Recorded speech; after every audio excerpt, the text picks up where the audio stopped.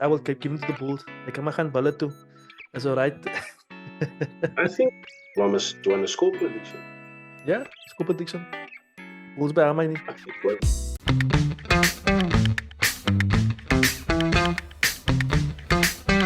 Welcome to the Aftermath episode 2. We will review this past weekend's URC matches. We will also dive in and preview the opening weekend of the European Champions Cup matches. Tonight joining me is Dale once again, a regular at our show. We will get his insights. So in the URC review, where the Bulls, the first game of the weekend for the African teams were the Bulls versus the Sharks, the local derby, where the Bulls put on a almighty display in dispatching the Sharks 44-10. Dale, I think the Bulls, they are looking very, very impressive. I think in the opening couple of rounds in this season, the Bulls seems to be the team to beat in this African conference. The player that I got impressed by this past weekend was Steedman Gans. He was excellent in center. And I did an article, I think it was in SA Rugby magazine, where Jake White basically said there that it's very difficult for him to actually take Steedman Gans off the starting 15 in the next couple of games. How did you see this game between the Sharks and the Bulls? I must say, I'm actually very disappointed in the Sharks.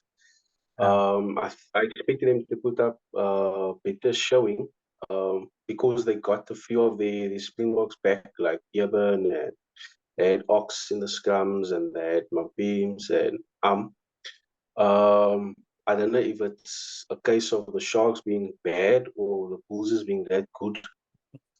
But at the moment, the Bulls are scaring me because they are without a doubt the informed SA squad in the URC at the moment.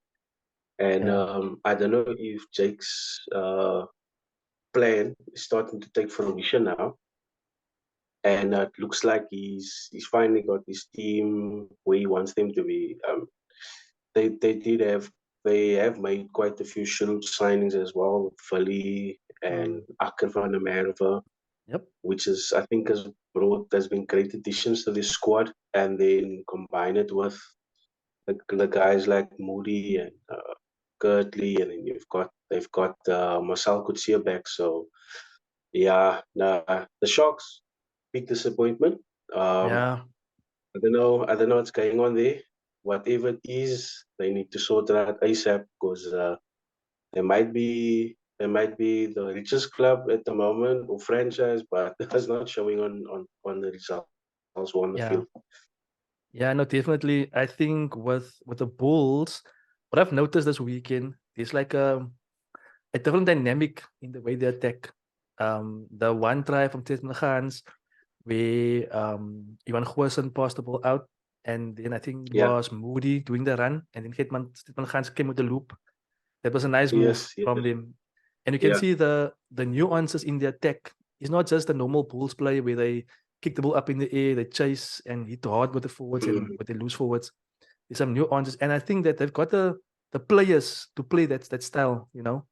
But it'll be interesting to see against a stronger team coming up. I think we'll get to it later, but I think in Saracens to see if they will stick to that format, because if you're gonna play against a team that will match you up front, it's very difficult to play that ball in hand and glittery rugby style, you know. Obviously, but like you said, I think Saracens come with a more structured play, and they know how to play European Championship rugby. So tell me, is the Bulls playing them here at Loftus, or are they playing them away in Europe? No, they're playing in Loftus, but we'll get to that later in that second segment. Yeah, sure. But I think your point on the Sharks, the Sharks are very disappointing. Very, very, very. It just shows you that having so much maybe Springboks in your team is not such a good idea, especially in these long competitions, because they disrupt your squad when the box comes in. The players who were there previously, they must now make way for the Springboks. The positions don't feel their own. Maybe they don't feel they belong in a certain how can I say in a team the way they should feel. So it's not actually a good idea, I would say, to have so much international Springboks in your squad, and it's affecting the Sharks. Like like you said it there. I think a lot of those players that are filling in for the Boks when they're away are Mm. probably playing with that mindset of probably no matter what I do, I'm gonna get dropped because I'm just Yeah. holding this position for Springbok. Mm. Where so they might not feel that competition of I'm gonna give my 100 or 110% because I know next week when Eben is available, he comes in or Yes. Mampimpi like that or even Lucanio Am. So Mm. then they know, oh, I'm going to be dropped, so it doesn't matter what I do. And I think it could be that a lot of those players are playing like that. That's right. No, definitely. Yeah. I was hoping that with the Sharks' new coach, what's his name? Um, Plumtree. Plumtree, with him coming in, he would then, in the first couple of rounds, at least the first, I would say, 3 to 4 rounds, get things going. But it seems as if himself is still bringing that Mm. that All Blacks I thought this, losing mentality I with him. actually thought, I actually thought the same. I was worried, to be honest, when I heard him sign back Yeah, because he knows the Shark structures. He's been there that's right. before, so he's not a stranger. Mm, So I expected him to be the front runners this season. that's right. Mm, Because even the backup players are not bad. Like the backup players are better than most franchises. yeah, So I don't know if maybe he's just as shocked as how bad things really are, and he's probably struggling to find his feet and also trying to figure out who his best starting 15 is. yes, Maybe he's just got too many players at his disposal. Doesn't know what to do with him. yeah, definitely. I'm just gonna bring up the stats of that game between the Bulls and the Sharks. I just hope Hans and Johan Goosen stay fit this season for the Bulls Yeah, yeah. No, I think because I that's the other think thing. I think that's what's making a difference for Jake at the moment. He's got Johan Goosen fit from the start. So hopefully, I think he's adding a different dynamic to the attacking game. Yes. Okay, so if I look at the stats, I can see obviously the Bulls they scored the 6 tries, to the Sharks 1 try. Quite Mm-hmm. surprisingly, the Sharks had more possession at Very 56%, surprising. and the Bulls 44%. Mm-hmm. Yeah, the offload game of the Bulls was quite good. I think they had more offloads, 12-8, Mm-hmm. and the Sharks actually also dominated the territory The territory game.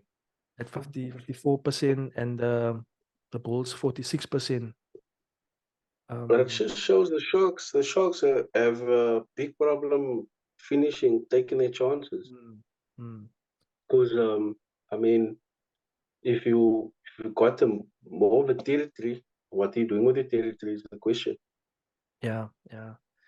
And if you look at also where the Bulls won this game, is at the turnovers, where they Big won 8 turnovers. turnovers. That's double of Yeah. the Sharks.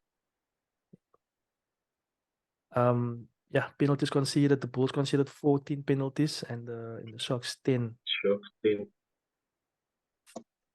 Okay, that's just a quick look at the stats between these two sides. Okay, that takes care of the Bulls and the Sharks. Then the Lions and the Dragons. Where the Lions beat the Dragons, the visiting Welsh teams, 49-24. This young Lions team, they look very, very nice. The way they play, even on their away games, They took. they lost those games just it's not as if they got hidings. This Lions Mhm. team, they're looking very exciting. No big star players there, but those youngsters, wow, they can play. They can play. That reminds me of the team of Johan Ackerman when they began, when you had a young Malcolm Marx, a young Quagga, a young Mhm. Mostert, those years, no? And this Lions team gives me that vibes. Obviously, the Dragons from Wales, they're the weakest Wales team in this competition. So I would say, even though the fact that the Dragons are the weakest, but just the way how the Lions put them away was very impressive. How did you view that match? So I didn't watch the entire game of the Lions. But from the few games I've seen of the Lions so far, and things I've read, people are actually very impressed and excited by this Lions team. I think, look, this team of the Lions have been together for quite a while, and it's a young team. So I have been impressed with them so far, for what they've gotten right this far. Even in the opening game against the Stormers, the way they fought back, that game could have gone either way against the Stormers. So they're showing to have a great fighting spirit. And I think they can only build from here. Like, I actually look forward to, especially now that with the nice run of home games, that I hope they can put up a few victories on home soil, because that would create make things quite interesting for the, especially the SA conference, in the URC. And then also, who knows, they could cause a few upsets in the competition this year. Yeah, no, definitely, definitely. I think also, I think in the first two seasons when they played at home, they actually caused a couple of upsets, and I think in the first season they actually managed to beat Munster home actually. Yes, Um, yes, I think they did. I think you're right. uh, You're right. yes. So if I A look at the team the Stormers stats, haven't beaten yet. Mhm. sorry, say again, sorry. A team the Stormers haven't beaten yet. Munster. Yeah, yeah, yeah. That's another story. That if you look at the stats, the Lions, they dominated possession, they dominated territory. They scored 6 tries. The Dragons scored 3 tries. Like the Bulls, where they won this game was in the turnovers. Where I see the Lions, they had 10 turnovers, and the Dragons only had 5 turnovers. But Yeah, the so that Lions was actually have a very, very exciting loose forward trio. they do. And Yeah. just hope that they can actually hold on to their players at least for the next 2 seasons, Mm, and not just lose them to the Sharks and the Bulls the whole time. So yeah. that they can actually build something with that squad. Yeah. Let's hope that's the case. Let's hope. I don't think the Lions have like a private corporation or investor in them, man. It's only the Bull Sharks and the Stormers that has. Look, I don't know. I'm confused with the Lions because, if I'm correct, Sigma, so that Sigma bought shares in them, or was the sponsor? I think last season. I don't know if it's still the case or not, or what's happening there with the investment or the shareholders at the moment, where things stand with the Lions. Mm. Okay. Yeah, no, I hope hopefully they will do their thing and be in the top 8 this season. With I the do. I rest really of, hope so. yeah, for them to be in the Champions Cup. Mm-hmm. Okay, then let's look at the Stormers versus Zebre. Now, Dale, I saw that you were in Stellenbosch I for was, the match. well, I told I myself wasn't into it. I was tempted in going to Stellenbosch, but I told myself I'll preserve myself for when the Stormers go back to the TSL stadium, take on the first match against La Rochelle.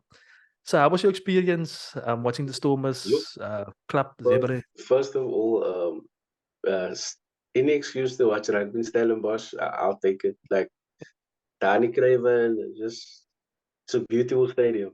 Yeah. The rugby on the other end, it was just a very frustrating game. Um, Mm, Straight up, the scoreline flattered the Stormers. That scoreline was not a true reflection of the game.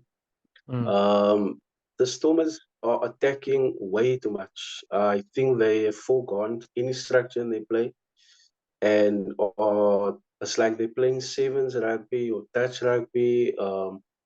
I don't know if they are missing the cuts off. I think I don't know if it's a lack of leadership in that squad just mm. to calm the guys down. But I'm glad the Springboks are back, Yeah. especially in the back line, because I feel having Geland and who's the other fullback, Bloemekjes, and those young guys running that back line was just chaotic. The guys are, it's like everybody wants to give that great pass or offload, Yeah. and it's like they're losing the edge, man. Mm, Sorry for the long-winded question, but yeah, I sat there and it was just like, because I've been seeing this since the first game, and it cost them on the tour. That's So right. many close games. And the Zebre game could have turned into one of those had they been playing there. Fortunately, they were playing here, and I think what helped it helped them. But yeah, no, the Stormers need to tighten things up, or they're gonna get destroyed by teams like the Bulls, or I think they're getting La Rochelle now, and I see they're playing Leicester the weekend Mm, in England. that's right. Yeah, I don't know. I'm worried. Yeah, I'm worried. nah, but yeah, I'm telling you, I'm worried myself. For you to play that attacking passing game, you must first win the battle up front. You must first Yes, win that those gain line collisions, and get over the yes, advantage line. yes, Then you can pass because yes. you have a guy like Warwick Galan running backwards and trying to go forwards again, looking for the gap and passing the Nah, hospital pass to it's, Blommetjies, and the guys can take you it's back. just It's a bad look, it's basically. chaotic. But it just looks like there's no structure to the game. It's like look. I love that we're playing attacking rugby. Yeah. I've enjoyed it since Dobbo took over with his coaching staff. I just feel this year it's just like I think they've forgotten about everything else. Keeping the structure. Our set piece play is a bit of a mess. Our lineouts are not great. Mm. I don't know if it's Dweba or if the It's the Weber. jumpers. It's the I Weber. don't know. I mean, I don't know who to blame. But yeah, I think we're missing Marvin Ori. We lost two very Yeah. experienced heads in our forward back in Kutsi and Ori. Right. I think it's starting to show. I'm worried our captain is missing. Murat. Mm. He's played the first game, lasted 40 minutes, and now he's gone. Yeah. I saw he was water boy in the weekend, so I don't know what's gonna happen. Um, is he gonna make much of a difference? I hope he does in the lineups because, like I said, I haven't seen. He hasn't had too much rugby in the last 2 seasons. Yeah. Yeah. No, definitely. Definitely. A quick look at the stats. Obviously, the Stormers scored, right, 5 tries. They scored 5 tries, 5-1. Mm-hmm. Okay. They dominated possession, Interesting. 61% possession. They've beaten 40 defenders versus the 20 defenders of Zebre beaten 20 Stormers defenders. The Stormers, they obviously, as you said, they will lose. They tried to play offload game. They succeeded with 20 offloads. Turnovers won. They only won 3 turnovers in the whole game. And if you compare that to the other teams we reviewed now previously, where the guys won like a high percentage of turnovers, Yeah, I it just think shows with you that the didn't the Stormers forward play is lacking up front. didn't the Um, Bulls win something like 10, that 8 to 8 yes, turnovers? yeah, and the I Lions got mean, 20 turnovers in their match. yeah. So another stat that worries me is the Stormers keep on getting yellow cards at critical times. We got a Yeah, yellow card again. Um, who's the winger got sent off, and immediately Zebre scored. It's costing us at critical junctures. It cost us on the tour. Our players got yellow cards at critical times in the game, and that's where we lost it. They need to clean things up like fast. It's otherwise we're not gonna go far in this the no, no, comp. definitely, definitely. And as we've seen, that the URC is not a very easy competition. Those Not at all. Irish teams and the two Scottish teams, they are very strong and they'll put The you away. Scottish teams are looking very good this season. Yeah, Especially is it Glasgow or Edinburgh that it's Glasgow. Yeah, Carlos Glasgow Spence top team. that Franco Smith is coaching. I think he's coaching Glasgow now. That's right. Yes, it's Glasgow. And Yeah, interestingly, I see Sean Everett of the Sharks is with he's there. Edinburgh now. That's I right. don't know how that happened. And they're looking very good. I Yeah. mean, like I said, we need to respect the structured play. We Mm. can't think that it's every game is going to be loose. Like we need to respect structured play, and these European teams have mastered that. Like they know it, and I think they figured the Stormers game plan out already. It's the Yeah. third season, but now we should know that these Yeah. teams have studied us. They know exactly what we're going to throw at them. Yeah. No, definitely. Definitely. Okay, I think that wraps up our URC review of the sports weekend. Now let's jump to the preview of the Champions Cup, the European Champions Cup. Where this weekend we have the Bulls taking on Saracens. Now, Saracens, they are the English champions, a very strong team, a team full of English international players. And here we're going to have the Bulls taking on one of the best sides in Europe at Loftus.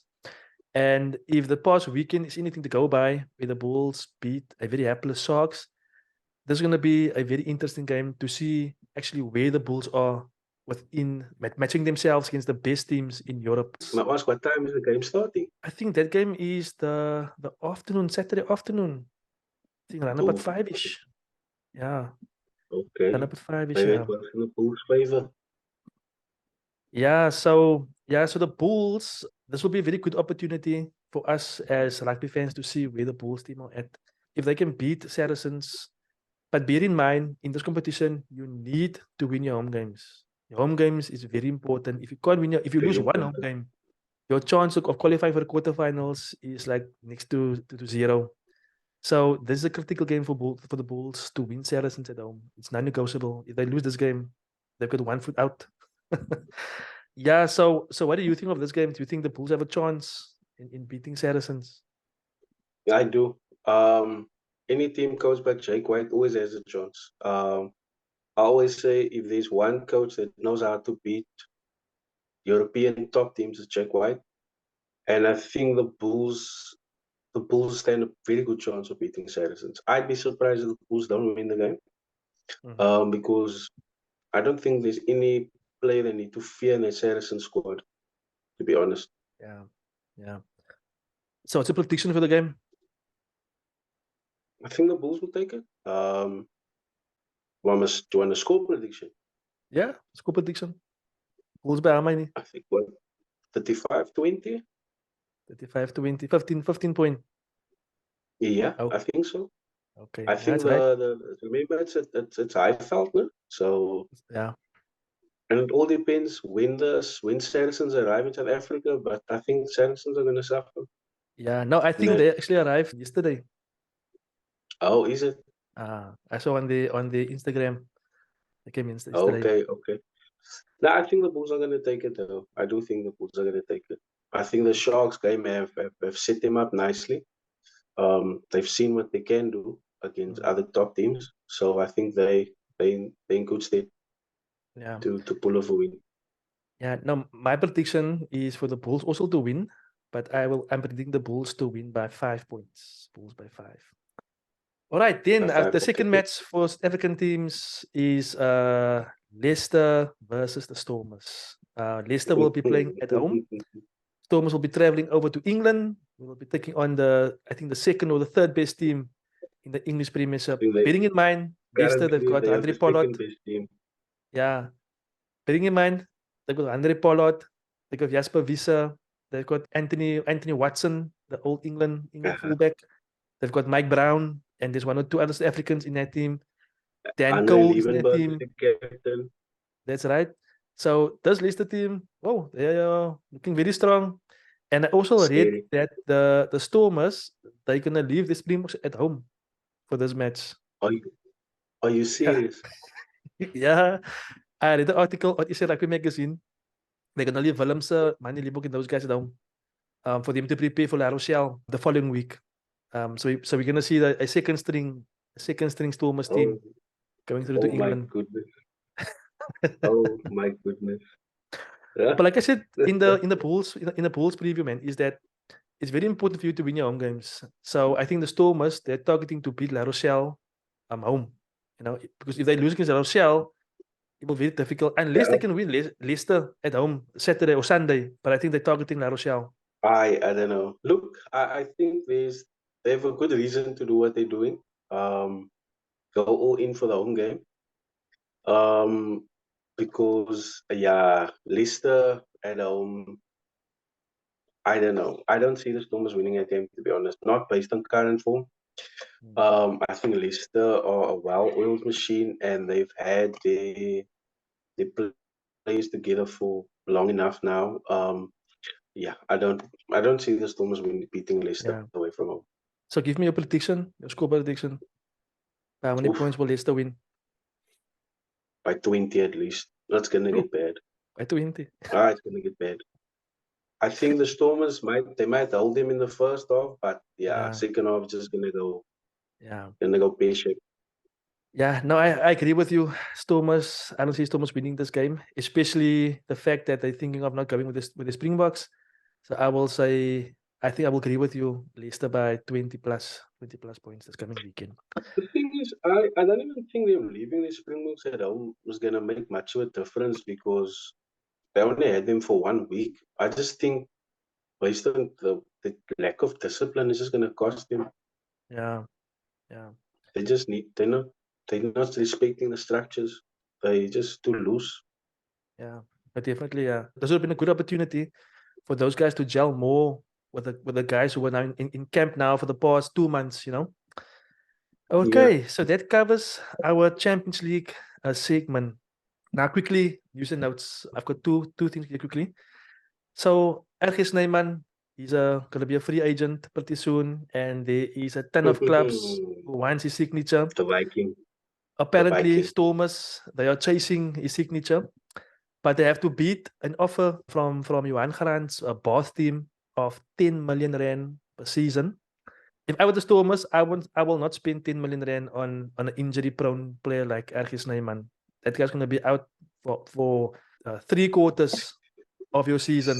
If it's not with the Springboks, he's going to be out injured. So I won't spend any money. I won't take that guy on my team. And I see there was a poll out on Twitter where they say, who should sign RG Snyman? And most people, they voted for the Bulls to sign him. Stormers second. Bulls got 40% of the vote. Stormers got 32% of the vote. I will give him to the Bulls. Ek kan maar gaan bullet toe. That's all right. I think RG just got unlucky with that knee injury, to be honest. Yeah. And I think those pitchers just didn't agree with him.